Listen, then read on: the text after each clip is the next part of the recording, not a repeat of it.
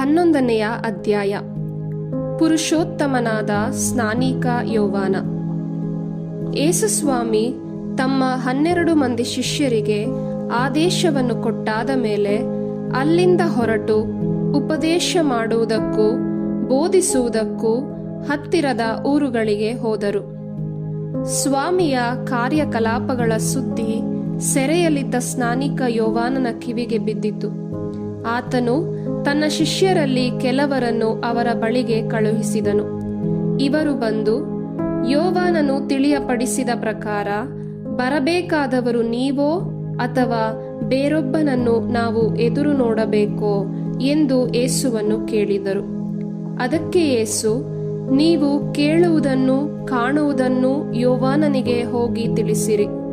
ಕುರುಡರು ನೋಡುತ್ತಾರೆ, ಕುಂಟರು ನಡೆಯುತ್ತಾರೆ, ಕುಷ್ಠರೋಗಿಗಳು ಸ್ವಸ್ಥರಾಗುತ್ತಾರೆ, ಕಿವುಡರು ಕೇಳುತ್ತಾರೆ, ಸತ್ತವರು ಮತ್ತೆ ಜೀವ ಪಡೆಯುತ್ತಾರೆ, ದೀನದಲಿತರಿಗೆ ಶುಭ ಸಂದೇಶವನ್ನು ಪ್ರಕಟಿಸಲಾಗುತ್ತಿದೆ. ನನ್ನಲ್ಲಿ ವಿಶ್ವಾಸ ಕಳೆದುಕೊಳ್ಳದವನು ಭಾಗ್ಯವಂತನು ಎಂದು ಹೇಳಿ ಕಳುಹಿಸಿದರು.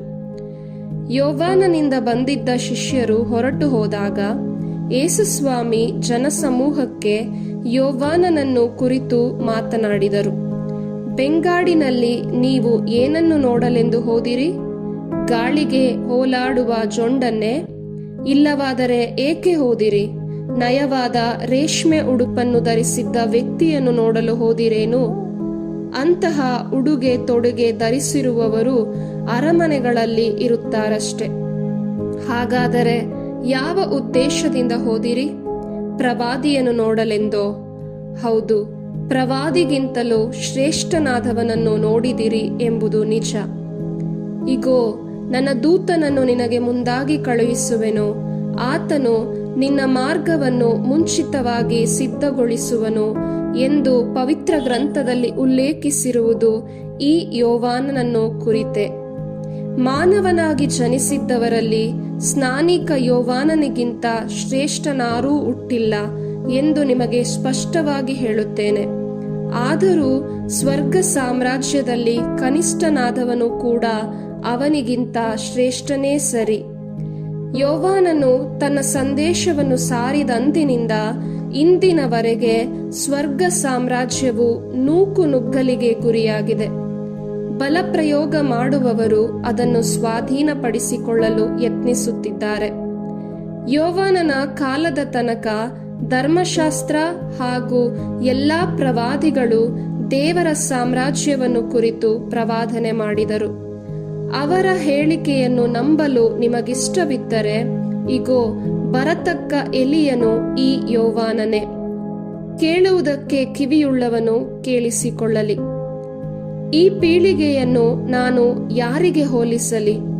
ನಾವು ಕೊಳಲನೂದಲು ನೀವು ಕುಣಿದಾಡಲಿಲ್ಲ, ನಾವು ಶೋಕ ಗೀತೆಗಳ ಹಾಡಲು ನೀವು ಕಣ್ಣೀರಿಡಲಿಲ್ಲ ಎಂದು ಪೇಟೆ ಬೀದಿಯಲ್ಲಿ ಕುಳಿತು ಒಬ್ಬರಿಗೊಬ್ಬರು ಕೂಗಾಡುವ ಮಕ್ಕಳನ್ನು ಇವರು ಹೋಲುತ್ತಾರೆ. ಏಕೆಂದರೆ ಯೋವಾನನು ಬಂದನು, ಅವನು ಅನ್ನಪಾನೀಯವನ್ನು ಸೇವಿಸಲಿಲ್ಲ, ಅದಕ್ಕೆ ಇವನಿಗೆ ದೆವ್ವ ಹಿಡಿದಿದೆ ಎಂದರು.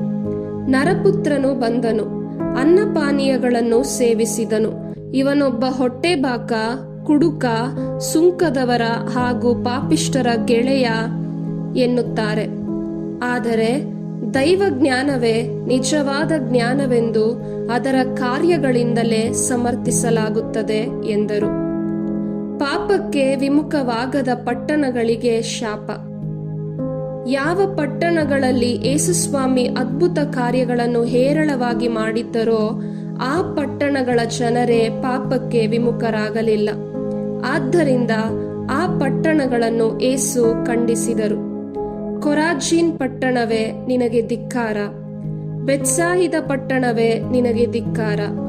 ನಿಮ್ಮಲ್ಲಿ ಮಾಡಿದ ಅದ್ಭುತ ಕಾರ್ಯಗಳನ್ನು ಟೈರ್ ಮತ್ತು ಸಿದೋನ್ ಪಟ್ಟಣಗಳಲ್ಲಿ ಮಾಡಿದ್ದರೆ ಅಲ್ಲಿಯವರು ಎಂದೋ ಗೋಣಿ ತಟ್ಟನ್ನು ಉಟ್ಟುಕೊಂಡು ಬೂದಿಯನ್ನು ಬಳಿದುಕೊಂಡು ಪಾಪಕ್ಕೆ ವಿಮುಖರಾಗುತ್ತಿದ್ದರು.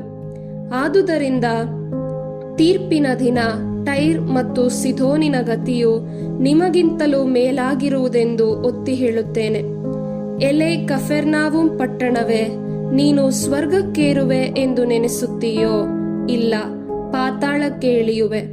ನಿನ್ನಲ್ಲಿ ಮಾಡಿದ ಅದ್ಭುತ ಕಾರ್ಯಗಳನ್ನು ಸೊದೋಮಿನಲ್ಲಿ ಮಾಡಿದ್ದರೆ ಅದು ಇಂದಿನವರೆಗೂ ಅಳಿಯದೆ ಉಳಿಯುತ್ತಿತ್ತು. ಆದುದರಿಂದ ತೀರ್ಪಿನ ದಿನ ಸೊದೋಮಿನ ಗತಿ ನಿನಗಿಂತ ಸಹನೀಯವಾಗಿರುವುದು ಎಂಬುದು ನಿನಗೆ ತಿಳಿದಿರಲಿ ಎಂದರು.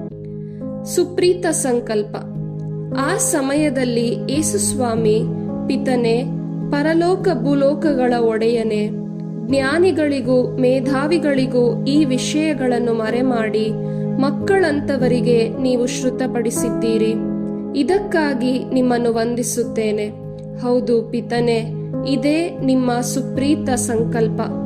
ನನ್ನ ಪಿತ ಸಮಸ್ತವನ್ನು ನನ್ನ ವಶಕ್ಕೆ ಒಪ್ಪಿಸಿದ್ದಾರೆ. ಪುತ್ರನು ಯಾರೆಂಬುದನ್ನು ಪಿತನೇ ಹೊರತು ಬೇರಾರೂ ಅರಿಯರು. ಪಿತನು ಯಾರು ಎಂಬುದನ್ನು ಪುತ್ರನು ಮತ್ತು ಯಾವನಿಗೆ ಪುತ್ರನು ಅವರನ್ನು ಶ್ರುತಪಡಿಸಲು ಇಚ್ಛಿಸುತ್ತಾನೋ ಅವರೇ ಹೊರತು ಮತ್ತಾರೂ ಅರಿಯರು. ಶ್ರಮಜೀವಿಗಳಿಗೆ ವಿಶ್ರಾಂತಿದಾತ.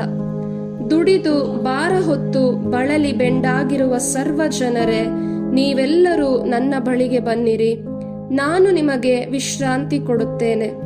ನಾನು ವಿನಯಶೀಲನು, ದೀನ ಹೃದಯನು. ನನ್ನ ನೊಗಕ್ಕೆ ಹೆಗಲು ಕೊಟ್ಟು ನನ್ನಿಂದ ಕಲಿತುಕೊಳ್ಳಿ, ಆಗ ನಿಮಗೆ ವಿಶ್ರಾಂತಿ ಸಿಗುವುದು. ನನ್ನ ನೊಗ ಹಗುರ, ನನ್ನ ಹೊರೆ ಸುಗಮ ಎಂದರು.